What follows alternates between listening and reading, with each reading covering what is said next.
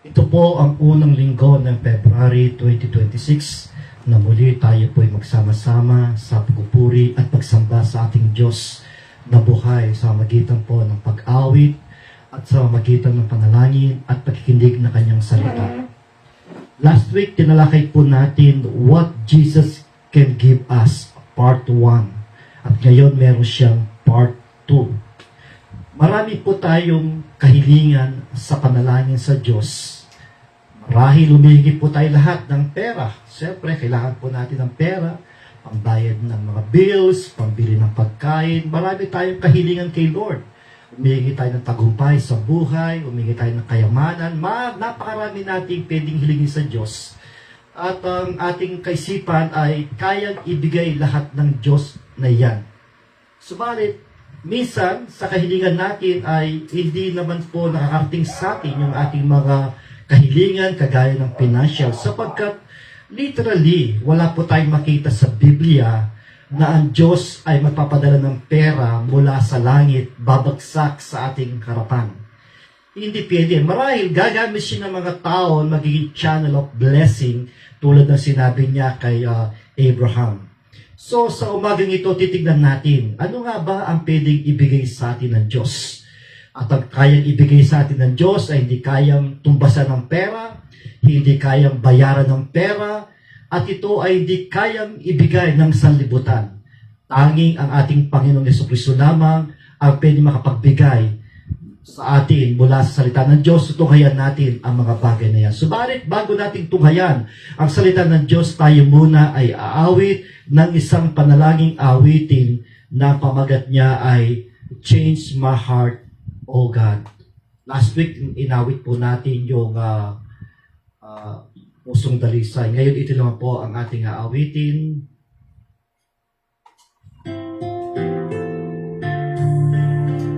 Amen.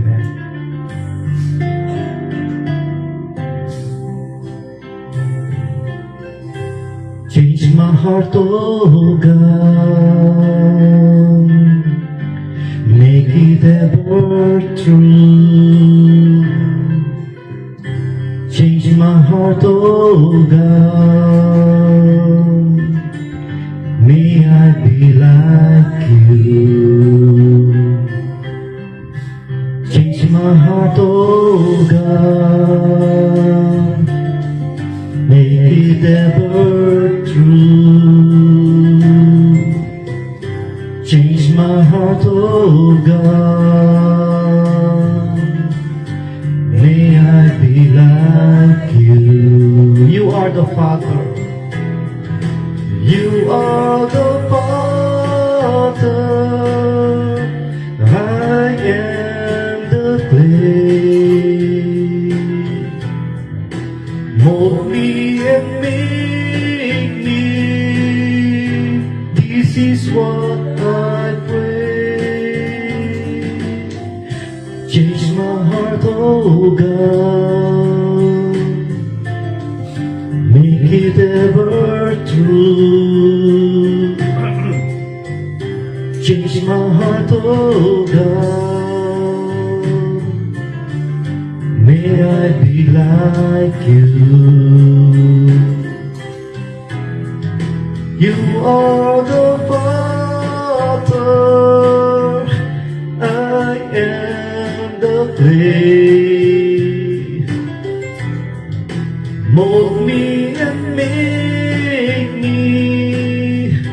This is what I pray. Change my heart, oh God, make it ever true. Change my heart, oh God, may I be like you. Amen. Tayo po'y manalangin. Hallelujah, Jesus. Hallelujah.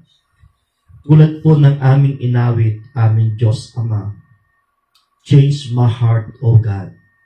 Tanging ikaw lamang ang pwedeng makapagpabago ng aming puso. Sa ganang sarili po namin ay hindi po namin kayang gawin ito. Kaya kami lumalapit patuloy sa iyo, O Diyos, na baguhin mo ang aming puso, gawin mong dalisay, maging kaaya-aya kami sa iyo, ang aming pagsamba ay maging katanggap-tanggap sa iyo. Salamat, O Diyos, sa iyong kabutihan, sa iyong biyaya na binibigay mo sa amin sa araw-araw na hindi ka nagkukulang. Salamat, patuloy kang nangungusap sa amin sa iba't ibang kaparaanan. Ginagamit mo ang Biblia, ang mga pastors, ang sitwasyon namin ay ginagamit mo para ikaw ay mangusap sa amin. Tulad ngayon, itong social media ay pwede po namin gamitin upang ikaw ay mag-usap sa bawat nakikinig dahil yung salita ay niyo pong silang buksan ang kanilang mga puso, isipan, ang kanilang maunawa ng salita mo sa umagang ito at kanilang mayaklay, Panginoon. Isang katanungan sa amin, ano nga ba ang pwedeng ibigay sa amin ng aming Panginoon sa Kristo? Maraming mga tao na kanilang inaasahan ang pwedeng ibigay ni Jesus ay pera, kayamanan, kasikatan. Subalit, higit pa po dito ay meron kang pwedeng ibigay sa amin na hindi kayang tumbasan ng pera, hindi kayang bayaran ng pera, at hindi kayang ibigay ng salibutan. Kaya narito kami, O Diyos, patuloy mong kasihan ng Santong Espiritu ang iyong lingkod. Gamitin mo ako maging daluyan po ng pagpapal at kapangyarihan. Ikaw lamang aming tinataas, dinadakila sa oras nito, sa pangalan po ng aming Panginoon Kristo. Ito po ang aming pagsambot dalangin. Amen, amen. Ngayon, atin na pong tutunghayan ang salita ng Diyos na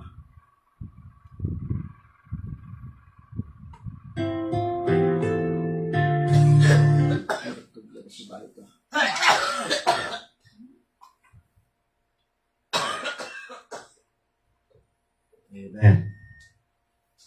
Ang ating tatalakayin ngayon, ito yung part 2 ng part 1. What Jesus can give us. Last week, nilakay po natin ano ba ang pwedeng ibigay sa atin ni Jesus. Number 1, salvation.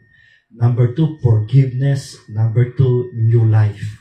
At ngayon, tatalakay po natin yung pong part 2 dito. Ano pa ang pwedeng ibigay sa atin ng Panginoon?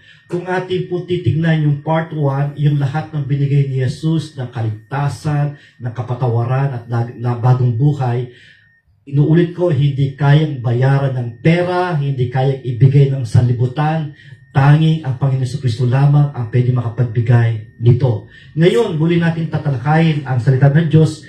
So, alam niyo po, marami pong pwedeng ibigay sa atin ni Jesus. Subalit, ginawa ko lamang po itong dalawang part 1, part 2 na ito upang ito po ay makapagbigay na sa atin ng paniniwala, panampalataya at pagtiwala sa ating Diyos sa magitan ng salita ng Diyos, sa magitan kanyang mensahe ito. Ulit, ang ating teksto ay nandito po sa John chapter 14 verse 27, Romans 15:13 at ang John 3:16. Okay? Tatlong scripture nilagay ko na dito. Itong tatlong scripture dito, gagamitin po natin sila. Okay? Una, itong John 14:27. Peace I leave with you, my peace I give you. I do not give to you as the world gives. Do not let your hearts be troubled, and do not be afraid. And then sa Romans chapter 15 verse 13, may the God of hope fill you with all joy and peace as you trust in Him, so that you may overflow with hope by the power of the Holy Spirit. As sa John 3:16, for God so loved the world that He gave His one and only Son, that whoever believes in Him shall not perish, but have eternal life. Pagpalain ng Diyos ang pagkabasa ng kanyang salita. Amen. Praise God. Hallelujah. Ngayon, what friends can give us? Ano ba ang pwedeng ibigay sa atin ng ating mga kaibigan? I hope and I believe lahat po tayo ay may kanya-kanyang kaibigan. Una, ang pwedeng ibigay sa atin ng mga kaibigan ay companion. Pwede tayong makisalo sa kanila, pwede tayong makipag-usap sa kanila, pwede natin ibukas sa kanila ang ating mga problema, at pwede po tayong makipag-fellowship, makipag-bonding sa kanila. Yan ang unang pwedeng ibigay sa atin ng ating mga kaibigan. Pangalawa, comfort. Kapag tayo nalulungkot, pwede nila tayo i-comfort kasi ang kaibigan parang kapatid na rin yan. Pwedeng pagsabihan ng problema at pwede ka nilang i-comfort. At pangatlo, pwede kang bigyan ng care, pag-iingat ng iyong kaibigan, at pwede po tayong ilayo sa masama at pwede tayong dalhin sa kabutihan. Yan ang tatlong pwedeng posibilidad na ibigay sa atin ng ating kaibigan. Likewise, what Jesus can give us. Ano nga ba ang pwede pang ibigay sa atin ng Panginoon? Maliban sa tinalakay natin last week, Jesus gives us salvation. Jesus gives us forgiveness. Jesus gives us new life. And this time, ano pa ang pwede ibigay sa atin ni Jesus? And we must know the biblical answer, what Jesus can give us. These are the following answer to what Jesus can give us. Number 1, Jesus gives us peace. Ang sabi po ng teksto natin sa John 14:27, "Peace I leave with you, my peace I give you. I do not give to you as the world gives. Do not let your hearts be troubled, and do not be afraid." At saka po sa Philippians chapter 4 verse 7, "And the peace of God which transcends all understanding will guard your hearts and your minds in Christ Jesus." Amen. So, yung pong ating unang punto, malinaw na malinaw, ang pwedeng ibigay sa atin ni Jesus ay kapayapaan. Peace. So again, ang kapayapaan ito na pwedeng ibigay sa atin ng Panginoon na hindi kayang ibigay ng sanlibutan. Tulad ng ating binasa na mismo ang Panginoon Jesucristo ang nagsasabi. Amen. At ang sabi rin ni Pablo, ang kapayapaan na kayang ibigay sa atin ng Diyos. So, si Jesus ang pwedeng ibigay sa atin ay higit sa pera, kayamanan, kasikatan, kundi kapayapaan. Amen. Na hindi kayang ibigay ng sanlibutan. Today, many people have troubled hearts, anxious mind, restless souls. Lahat ng mga tao ay may mga problema. May mga suliranin. May mga maaring ang iba ay malungkot. Sila po ay natatakot. Sila po ay naguguluhan. The world offers temporary escape, but Jesus offers true and lasting peace. Ang pwedeng ibigay ng salibutan, ang iba kapag may problema, dinadaan sa alak. Ang sabi nila, kapag sila'y uminom ng alak, pansamantala, nakakalimutan yung problema. Pansamantala lang yun. Pag gising mo, nandun pa rin yung problema, wala ka pa rin kapayapaan. Hindi pwedeng sagutin ng alak, ng kaguluhan, ng drugs, ang problema, hindi kayang ibigay ng lahat yan, ang kapayapaan na kailangan natin. Tanging ang ating Panginoon Jesucristo lamang ang nag-o-offer sa atin ng totoong kapayapaan at ito'y pangwalang hanggang kapayapaan na kailangan natin. There is a big difference between world peace and Christ peace. Ano pagkakaiba niya? Yung world peace, ito po ay pansamantala at hindi ito totoong may kapayapaan na ang solution ng world peace, kailangan yung problema ay masolve. At kapag nasolve yung problema, meron kang kapayapaan. Kay Kristo, masolve man o hindi ang problema, kahit nando ka sa matinding problema, nando ka sa matinding persecution, kaya kang bigyan ng Panginoon ng kapayapaan sa kabila ng lahat ng yan. So, ito yung promise ni Jesus amidst of problems, trials, persecutions. Pwede kang bigyan ng kapayapaan ni Jesus. Subalit ang sanlibutan, hindi. Kailangan masolve muna yung kailangan mo para magbibigyan ka ng kapayapaan, pero hindi yun ang totoong kapayapaan na kailangan po natin. Jesus gives peace with God. Ang pwedeng ibigay pa sa atin ni Jesus patungkol sa kapayapaan, ang sabi ng Romans chapter verse 1, "Therefore, since we have been justified through faith, we have peace with God through our Lord Jesus Christ." Before we receive Christ, we are separated from God because of sin. There is spiritual unrest inside us. Nung hindi pa natin tinatanggap si Jesus, o maaring ngayon hindi mo tinatanggap si Jesus, Wala kang kapayapaan. Kalaban mo ang Diyos, hindi ka pwedeng lumapit sa Kanya. Hindi ka pwedeng humingi sa Kanya. Wala kang access sa Kanya dahil sa hiwalay ka, dahil sa kasalanan. Amen. Subalit, ang Panginoong Jesucristo ay nag-o-offer sa atin ng kapayapaan sa atin at sa Diyos. He is the mediator between God and man. Si Jesus lamang ang pwede makapaglapit sa atin sa Diyos upang bigyan tayo ng kapayapaan. Amen. At ang kapayapaan ang unang kailangan natin ay yung pong kapag tayo nabubuhay, alam po natin at kapag tayo namatay ay pupunta tayo ng langit. Mahirap po kahit ikaw nabubuhay dito kapag namatay ka, hindi mo alam kung sa pupuntang kaluluwa mo. Yun ay walang kapayapaan yun. Walang kasiguraduhan yun. Hindi ka pwede nang bigyan ng katiyakan ng reliyon, ng mabuting gawa, kapag ikaw namatay, pupunta ng langit. Tanging si Jesus lamang ang pwede makapagbigay sa atin ng katiyakan at ang katiyakan din magbibigay sa atin ng kapayapaan.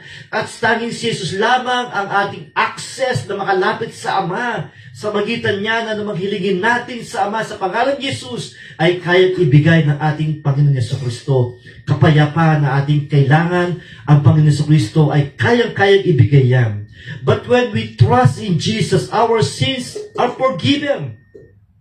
Our relationship with God is restored. The war between God is over. Nung tayo po'y lumapit kay Jesus, nanampalataya sa Kanya, tinanggap natin siya, napatawad yung ating mga kasalanan, na-restore yung ating relasyon sa Diyos, at yung war nawala na.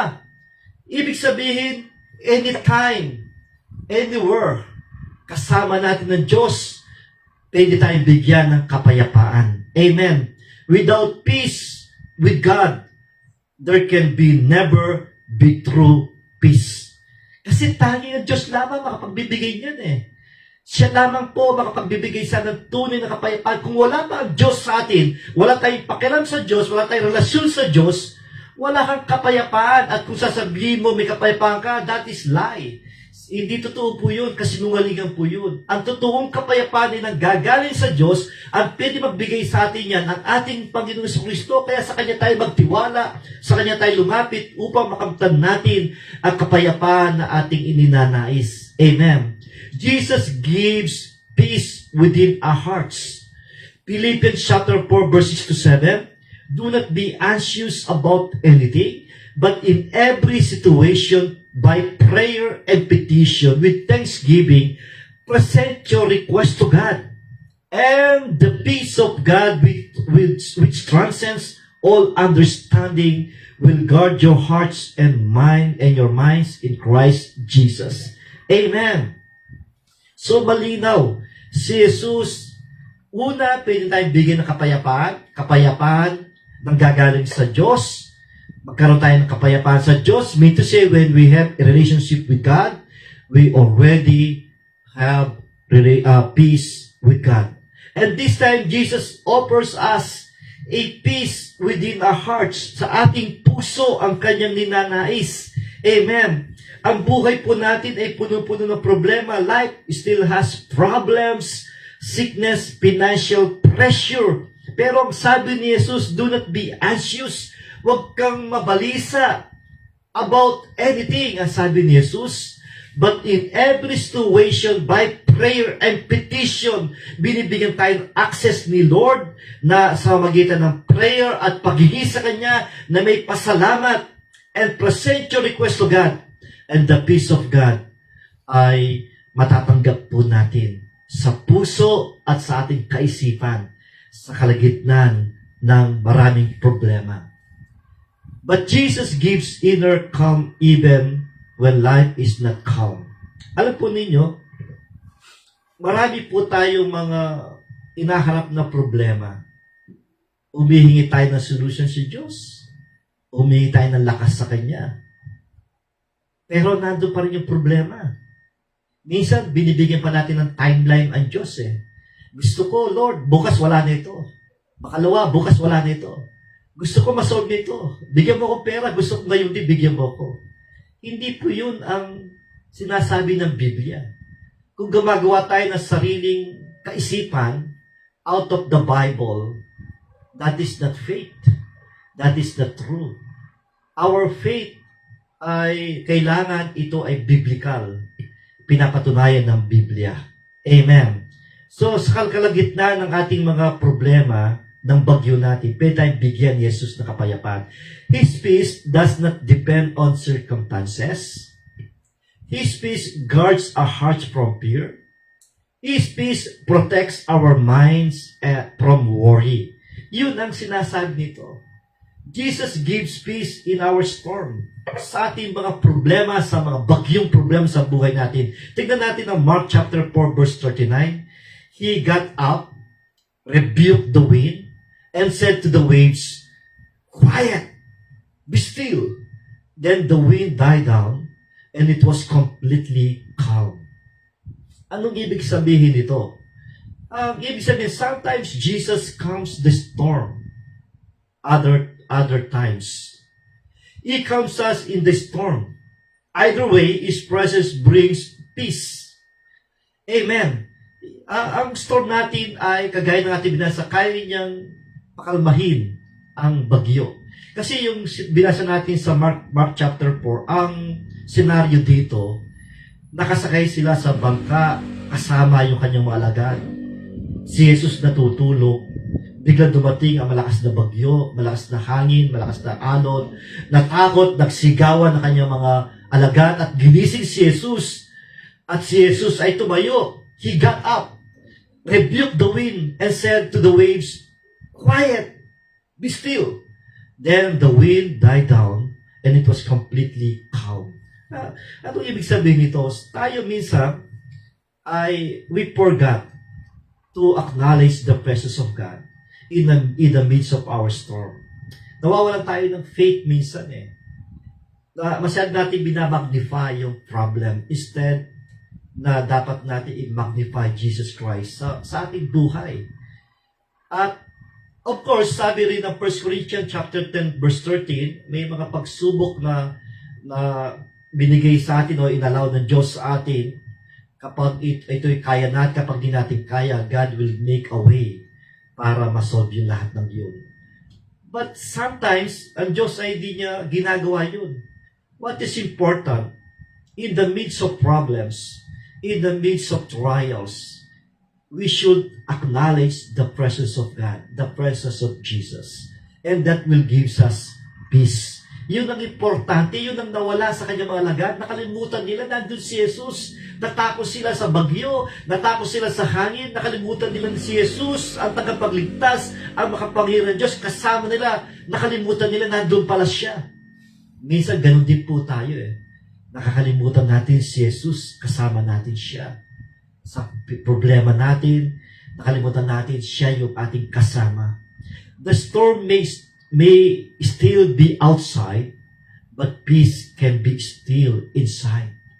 Because peace is not the absence of trouble, it is the presence of Jesus. Yun ang importante. Minsan, kasi hindi natin pwedeng ipanalangin, Lord, tanggalin mo na yung problema sa buhay ko. Huwag mo na akong ngayaan magkaroon ng problema. Hindi Kasi kasama na po ng buhay natin yung problema. Kasama na po natin sa buhay natin mga pagsubok. What is important? In the midst of problems, trials, kung meron ka mang sakit, may pangailangan financial. Ang importante yung presence of the Lord. Yun ang bibigay sa atin ng kapayapaan. Amen. Let me give you one illustration.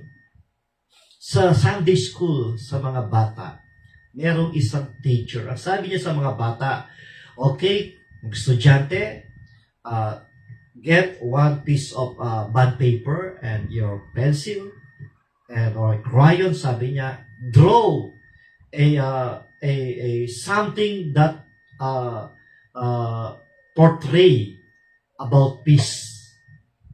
So, mag-drawing kayo. Now, ito'y magpapakita ng kapayapaan. Ang isang bata, nag-drawing siya, isang dagat, tapos nandiyan yung liwanag, at ang sabi niya, peace. Isa naman, nag-drawing siya ng isang bukid na meron po mga palay, tapos may buwan na palubog, at ang sabi niya, peace. Subalit may isang bata, nag-drawing siya ng isang mataas na puno, at napakalakas ng hangin, inahampas na malakas ng hangin yung puno, at merong isang pugad ng ibon, at merong isang inang ibon, at sa lalim ng kanyang pakpak ay nandun ang kanyang mga ibon na maliit, yung kanyang mga anak, at nilagay ng bata, peace of God. Sino yung nalo? Siyempre yung bata, nag-drawing na mataas na puno, na may lakas na hangin, nandun yung ugat at ibon. Anong ibig sabihin nun? In the midst of problems, storm in our lives, God can give us peace. And His presence, yun ang pinaka-importante sa buhay po natin. Amen. Peace be with you. Amen. Pakalawang pwedeng ibigay sa atin ng ating Panginoon, yung pong Jesus gives us hope. Ang sabi ng Romans chapter 15 verse 13, May the God of hope fill you with all joy and peace as you trust in Him, so that you may overflow with hope by the power of the Holy Spirit. And in Jeremiah chapter 29 verse 11, For I know the plans I have for you, declares the Lord. Plans to prosper you and not to harm you.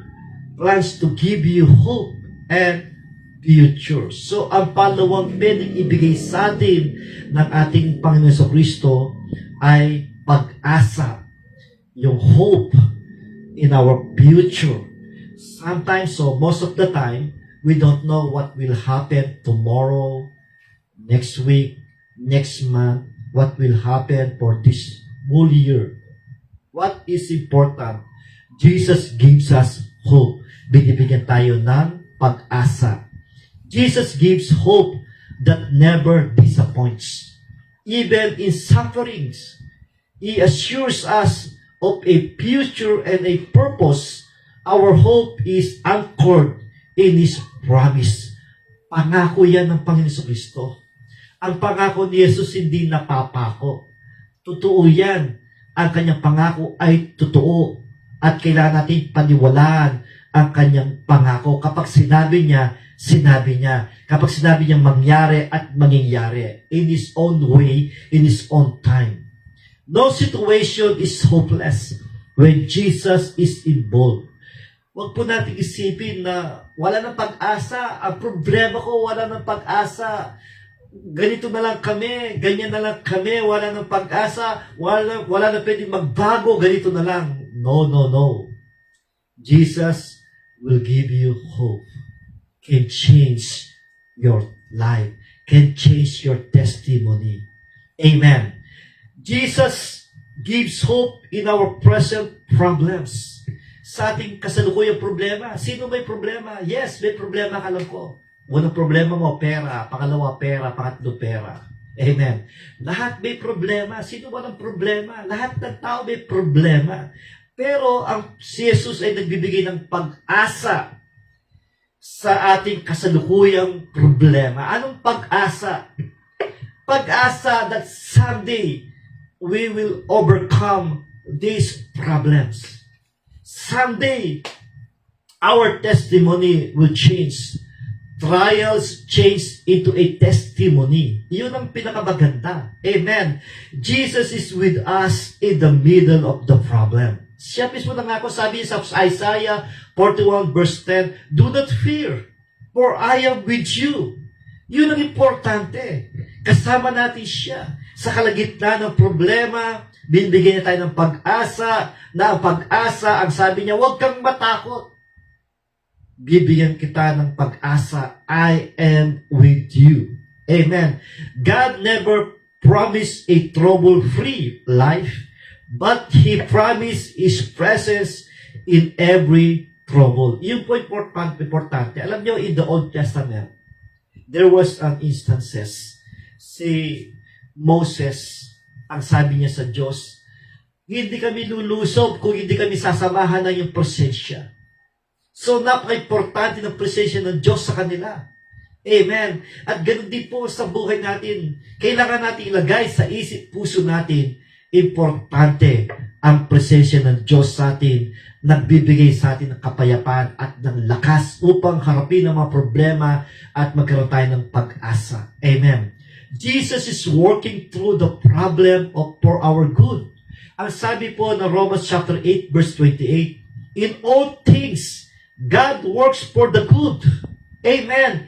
So, ibig sabihin, ang lahat ng mga nangyari sa atin, God has a purpose for our good. Kaya po yung mga nangyari sa atin ay may layo ng Diyos at yung layo ng Diyos ay makakabuti para sa atin ang layunin ng Diyos. Amen. At ang sabi ng James chapter 1 verse 2 to 4, trials produce perseverance and maturity. Amen. Iyan po, you will not grow spiritually kung hindi ka aharap sa maraming pagsubok, problema sa buhay. Sabi nga ng kasabihan ng mga nag-gym, no pain, no gain. Ganyan din po sa ating spiritual life. You cannot grow maturity without pain na inyong aharapin. So, problems are not pointless. God uses pain to shape us, strengthens us, and draw us closer to Him. Kaya po yung mga problema, huwag po natin isipin that is pointless. Huwag po natin sabihin na dumating ito.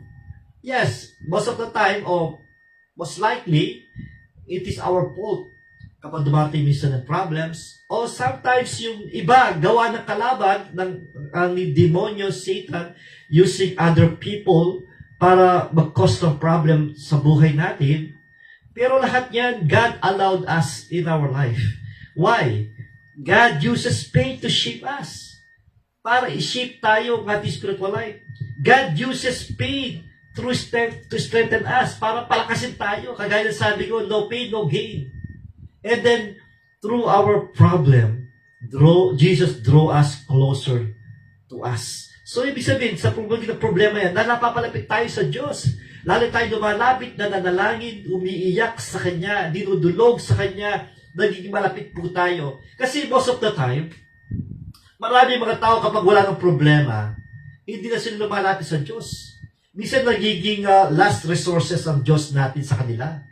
Hindi sila lumalapit kapag lumapit sila kapag may problema. Pag walang problema, hindi na iniisip ang Diyos, hindi sila lumalapit sa Diyos. Napapalayo pa sila sa Diyos. Kaya minsan nila ina-allow ng Diyos ang problema sa atin para tayo mapalapit sa Kanya. Amen. Pero sa kabila ng problema at malapit tayo sa Kanya, there is hope and there is peace from God. Your struggle today may become your testimony tomorrow. Your struggle today may become your ministry in the future. Your struggle today may become your strength in the next battle. Amen. Hallelujah. Hope rises when we trust that God is working behind the scenes. Amen. Hindi po natin alam, magtiwala tayo sa Diyos. Na hindi natin alam, kumikilos sa Diyos, gumagawa ang Diyos. At ang Diyos ay nagpo-provide sa atin ng strength ng ating pangailangan.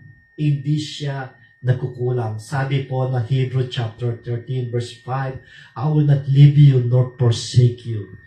Ang Diyos hindi tayo iwanan, hindi niya tayo pabayaan. Amen.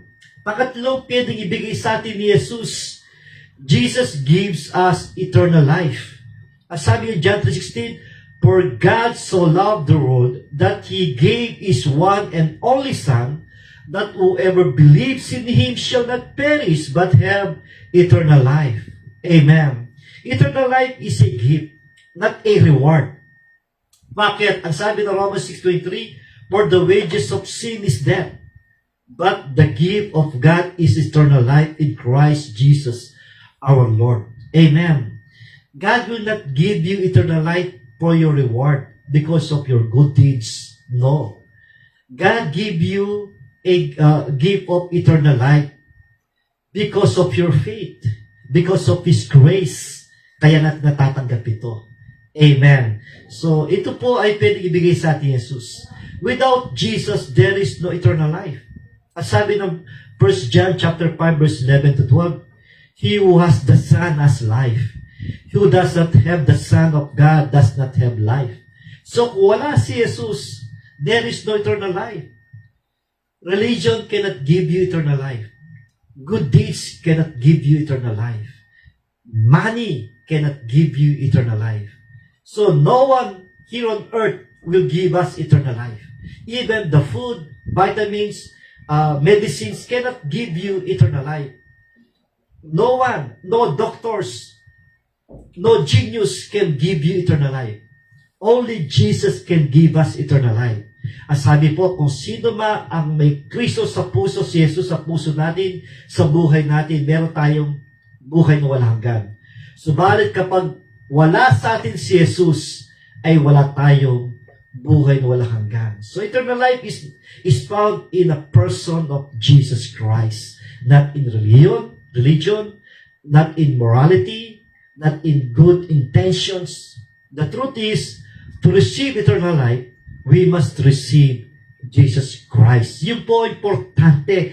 Tagapin mo siya sa iyong puso bilang Panginoon at tagapagligtas. Jesus gives life instead of death. Amen. Jesus gives hope instead of fear. Jesus gives heaven instead of separation. Jesus gives relationship instead of religion. Yan ang pinag-ibigay sa atin ni Jesus, na hindi kayang ibigay ng sanlibutan, na hindi kayang bayaran ng pera, hindi kayang ibigay ng sino man sa mundong ito. Only Jesus can give us life instead of death. The world give us death, but Jesus give us life. Jesus give us hope. The world gives fear. Jesus gives heaven. The world give us separation, give us hell. Jesus gives relationship to God, but the world gives us religion. Yan ang problema sa mga tao ngayon. Focus sila sa kanilang reliyon. Ayaw nilang umalis, sinasabi, sarado, kandado na ako sa aking reliyon, dito na ako mamatay. Ang sabi nila, hindi ko maayos-ayos ang aking reliyon, papasok pa ako sa another religion. Religion cannot give you eternal life. Religion cannot solve your problem. Religion cannot give you life. Religion cannot give you hope. Religion cannot give you heaven. Only Jesus can give you life, hope, heaven, and relationship with our God. Amen. Hallelujah. Praise God. Conclusion na po tayo. Jesus does not only give gifts, He gives Himself. Yun ang pinaka-importante sa lahat. He gave Himself. Binigay niya ang kanyang sarili sa atin. Amen. He gave His life voluntarily. Pinako siya sa krus. Inayaan siyang parusahan. Inayaan siyang bugbugin, sigawan, laitin. He do it because of love. He gave everything because He loves us. Amen. So, He gives us salvation, forgiveness, new life, peace, hope, and eternal life. Lahat ng ito ay hindi kayang tumbasan ng pera, hindi kayang ibigay ng salibutan. Tanging si Jesus lamang ang makapagbibigay sa atin ng lahat ng ito. So, ito po yung pinaka-outline natin. What Jesus can give us. Jesus gives us peace. Jesus gives us hope. Jesus gives us eternal life. Amen. Sana kayo po lahat ay napagpala po sa mensahe ng Panginoon at nakita po natin na tayo po ay kinausap ng Diyos. I believe all of us ay meron po tayong pangailangan sa Diyos. Na kailangan po tayo ng financial, na kailangan po tayo ng kagalingan. Hindi po yan ang pinangako sa atin ni Jesus. We will never find in the Bible, in the Scripture, that Jesus promises money, wealth. But Jesus promises salvation, forgiveness, new life, peace, hope, and eternal life. Ito po yung dapat meron po tayo. At kapag tayo meron po lahat ng ito, tayo po ang pinakamayaman na sa mundo ito. When we have Jesus in our lives, we have everything what we need. Amen. So salamat po sa inyong pong pakikinig, sa inyong pong panonood. Marahil pong iba sa inyo ay hindi po nakapanood ng live streaming. Pero panoorin po ng iba ito ng maari ay replay. Marahil ito ay mamaya after your service. But what is important ay pinanood nyo, sana tapusin po din yung panoorin ang message na ito sapagkat makita natin kung ano pwede ibigay sa atin ni Jesus. Amen. At kung sino po sa inyo ang gustong tanggapin ang kaligtasan, ang kapatawaran, ang new life, peace, hope, eternal life. Maliban sa ibinahagi ko sa inyo ang salita ng Diyos, pwede ko kayong tulungan sa panalangin sa paglapit sa ating Panginoon. Pwede po natin iyuko ang ating ulo, ipikit ang mata, at sundin po ninyo ang panalangin ito nang gagaling sa inyong mga puso. Sabihin nyo nang gagaling sa inyong puso ang kininyong sariling panalangin na panalangin ito. Repeat after me. Panginoong Yesus, ako po'y nagpapasalamat sa iyong mga salita na aking narinig. Nalaman ko ngayon kung ano ang pwede mong ibigay sa amin. Bibigyan mo kami ng kaligtasan, kapatawaran, bagong buhay, kapayapaan, pag-asa, at buhay na walang hanggan. Panginoon, sa oras nito, lumalapit po sa iyo. Nagpapakumbaba, inaalid, nagkasala, nagkamali. Patuwarin mo ako, Panginoon. Ginisin mo ako sa magitan po ng iyong dugo. At sa oras ito, binubuksan ko ang aking puso. Pumasok ka. Tinatanggap kita bilang Panginoon at tagapagligtas.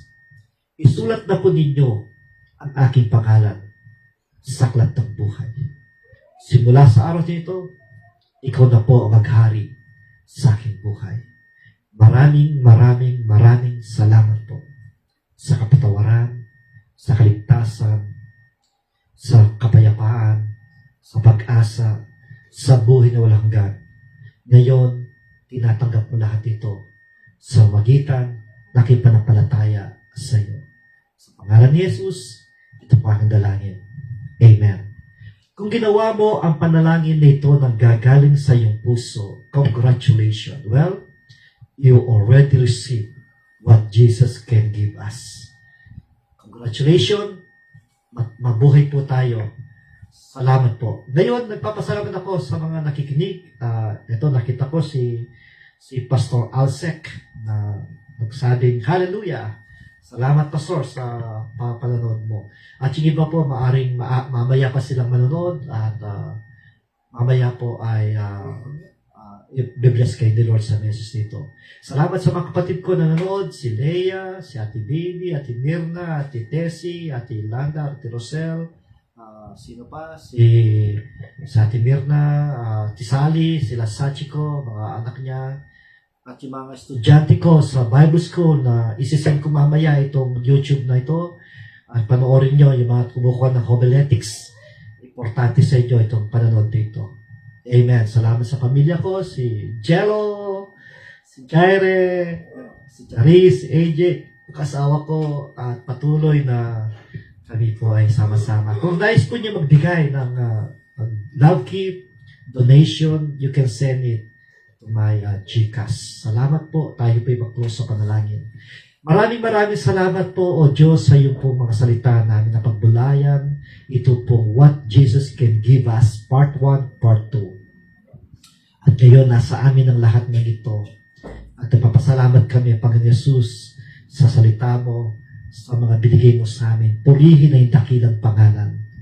Panginoon, dalayan ko yung mga nanonood ay patuloy mo silang pagpalain At lahat na may kagalingan, bigyan mo sila karamdaman, bigyan sila kagalingan in the name of Jesus. Lahat na may problema, bigyan mo sila kapayapaan sa gitna ng kanilang problema. Lahat na walang pag-asa, bigyan mo pag-asa. Lahat na magulong buhay, dalayan ko, ayusin mo pong buhay nila. Panginoon, bigyan mo ng buhay walang hanggan ng bawat isa. Salamat po sa ministry ito. Patuloy mong pagpalain ng ministry ito sa iyo po kapurihan sa pangalan po ng Panginoon Kristo. Ito po ang dalangin. Amen. God bless you po. See you next week. God bless you po. Pagpalain tayo ng Panginoon. Amen.